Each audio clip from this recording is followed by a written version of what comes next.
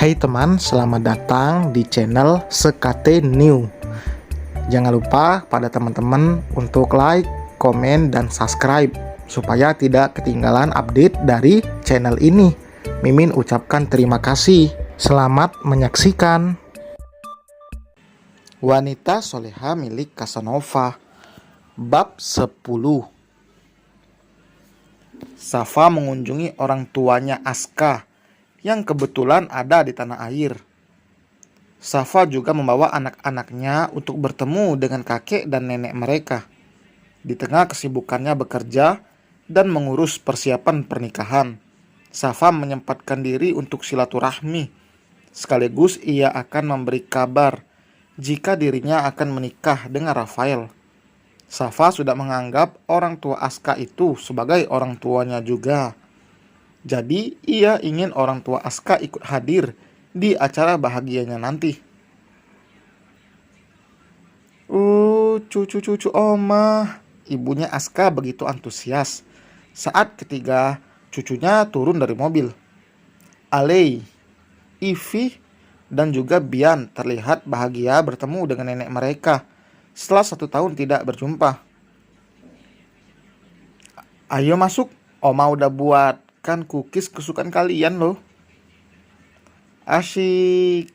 Mereka dengan kompak bersorak gembira, lalu ikut masuk ke dalam. Safa tidak melihat keberadaan ayahnya Aska. Mungkin masih mengurus pekerjaan atau bertemu dengan teman lama.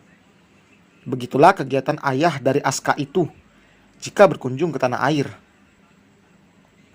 Anak-anak makin gemuk ya. Alhamdulillah mah, mereka makannya lahap.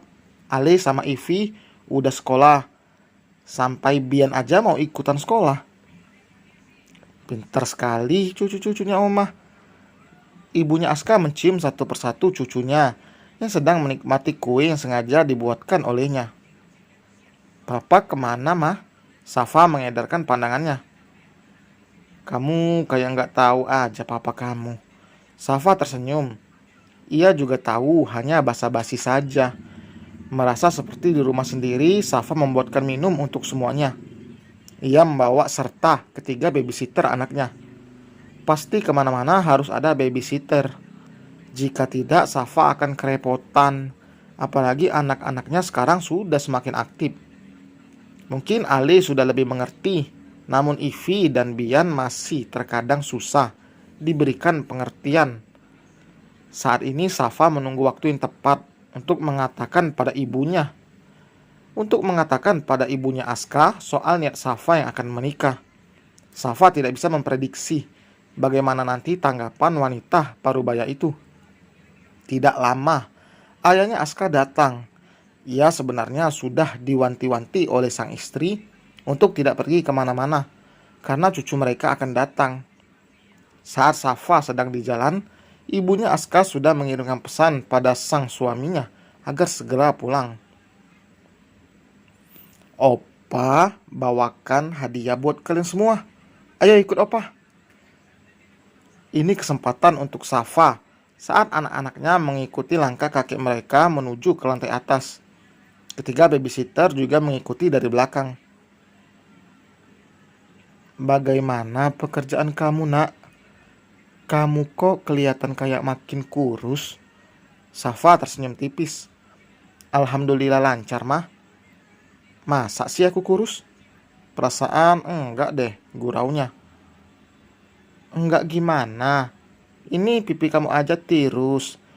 Jangan cuma pikirkan anak-anak. Kamu sebagai ibunya juga harus sehat-sehat. Safa tersentuh dengan perhatian ibunya Aska yang tidak pernah hilang. Dari dulu sampai sekarang pasti memperhatikan Safa. Tidak hanya memperhatikan cucunya saja. Ibunya Aska juga menyayangi Safa. Namun sampai detik ini ibunya Aska tidak pernah sekalipun menyinggung Safa soal pasangan baru. Berbeda dengan orang tua Safa yang meminta anak mereka untuk menikah karena Safa tidak akan mungkin selamanya sendiri. Saat anak-anaknya beranjak dewasa, hanya pasangan yang akan menemani. Anak-anak akan memiliki kehidupan sendiri. Mungkin agak capek mah, Soalnya jaga di rumah sakit, kadang sampai malam, karena sekarang lagi musimnya sakit. Kamu jangan cuma rawat orang sakit, kamu juga harus rawat diri kamu sendiri. Wanita parubaya itu menggenggam tangan Safa dengan lembut. Mah, boleh aku bicara sesuatu? Tentu, bicara aja. Mama ini kan mama kamu juga. Ceritakan apapun pada mama. Aku akan menikah. Genggaman tangan itu terlepas, membuat perasaan Safa menjadi tidak enak. Bahkan raut wajah ibunya Aska langsung berubah. Senyumnya memudar. Kamu mau nikah? Safa mengangguk. Iya, insya Allah mah. Sama siapa kamu nikah? Apa kamu tahu latar belakang laki-laki itu? Meski merasa situasi tidak mengenakan, Safa tetap menceritakan semuanya soal dirinya yang sudah dipinang oleh Rafael beberapa waktu lalu. Safa tidak pernah menceritakan jika ada lelaki yang hanya sampai melamar dan tidak diterima. Safa juga mengatakan soal profesi Rafael. Semua yang ia ketahui soal Rafael ia ceritakan, karena Safa tidak akan mungkin menyembunyikan apapun. Lebih baik kamu pikir-pikir dulu. Dahi Safa berkerut. Perasaan tadi ia sudah mengatakan jika keputusannya ini diambil setelah melakukan istikharah. Safa jelas tidak akan mungkin gegabah mengambil keputusannya. Apalagi ini soal masa depan dan berhubungan dengan anak-anaknya. Safa juga tidak mungkin mau menerima jika anak-anaknya lebih dulu menolak. Tapi yang ada anak-anaknya mana menerima kehadiran Rafael dengan baik. Bahkan sebelum Rafael menjadi ayah sambung mereka. Mama mau istirahat dulu. Hati Safa mencelos melihat ibunya Aska bersikap dingin. Padahal tadi ia sangat hangat menyambut Safa dan begitu perhatian.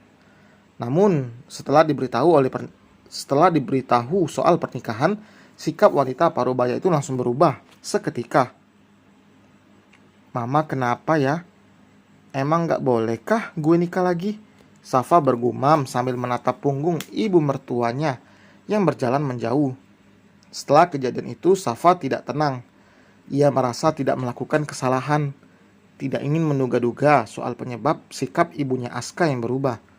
Sangat berbeda jauh dengan ayahnya Aska yang ikut bahagia saat Safa mengatakan jika dirinya akan menikah.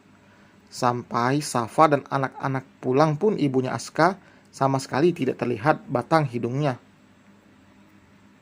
Mami, Oma kemana? Tadi kita mau pulang kok Oma gak ada. Si cerewet Ali mulai bertanya-tanya.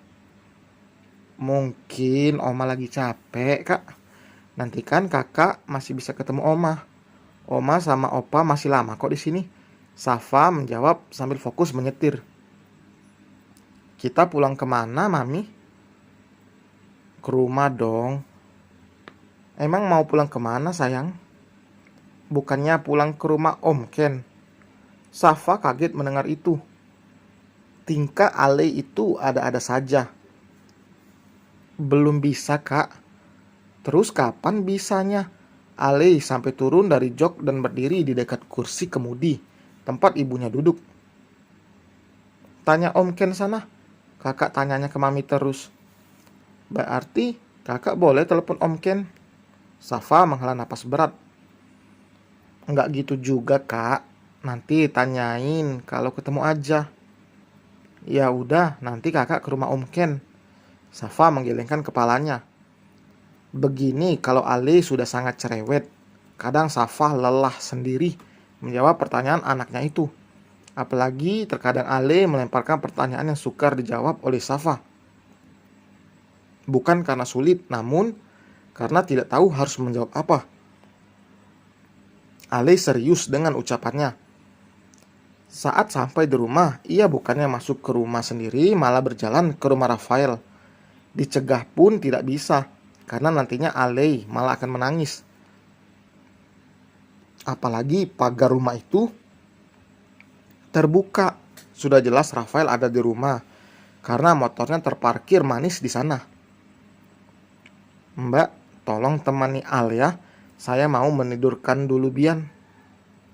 Safa menitipkan Ali pada babysitter. Sepanjang jalan, Bian sudah terlihat mengantuk. Jika tidak langsung dibawa tidur, maka nantinya akan rewel. Baru saja Safa membaringkan tubuh Bian. Ponsel Safa berdenting. Takut itu hal penting, ia lebih dulu membuka pesan itu. Silakan kamu nikah, tapi anak-anak Aska ikut mama. Mama nggak mau anak-anak Aska tinggal sama orang yang nggak dikenal. Hati Safa mencelos membaca pesan itu. Dan selesai teman. Terima kasih telah mendengarkan. Bagaimana menurut teman semua? Gimana kalau ibu mertua tidak memberi izin? Tulis di kolom komentar. Sampai berjumpa di bab berikutnya. Bab 11. Bye.